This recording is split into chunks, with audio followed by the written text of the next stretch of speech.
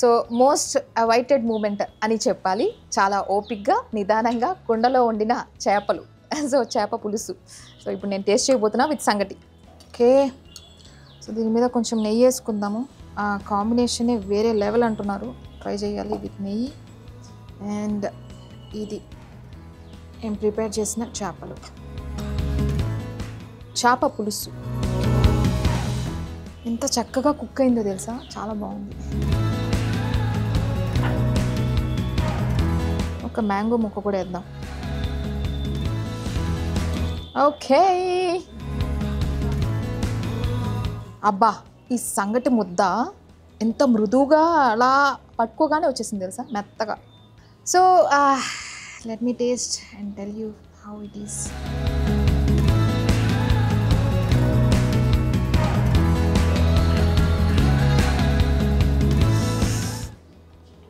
ఈ టేస్ట్ని నచ్చని వాళ్ళు ఎవరు ఉండరు, కన్ఫర్మ్ చెప్తున్నా.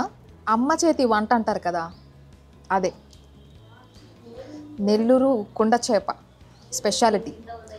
Completely home feeling. నిజంగా ఆ మసాలాస్, ఆ కర్రీ టేస్ట్ కావచ్చు, అండ్ కుండలో వండడం వల్ల దానికి వచ్చిన టేస్ట్ ఆహా మామూలుగా లేదు, అద్దరిపోయింది.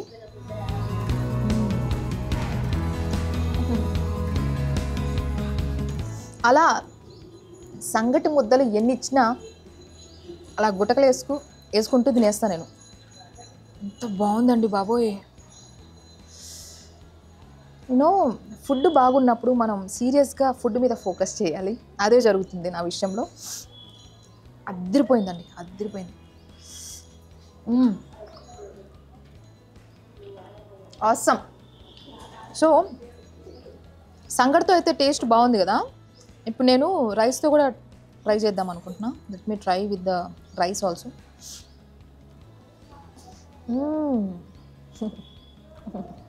సో రైస్తో టేస్ట్ చేస్తున్నాను కుండ చేప పులుసు.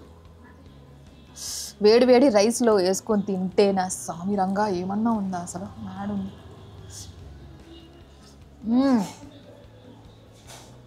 పులుసు అద్దరిపోయింది బాబోయ్, అద్దరిపోయింది. మీరు ఒక పని చేయండి, కుదిరితే నెల్లూరు కుండ చేప దగ్గరకు వచ్చేయండి, లేకపోతే ఇంట్లో వెంటనే వండుకోండి, ఎందుకంటే అంత బాగుంది ఇది.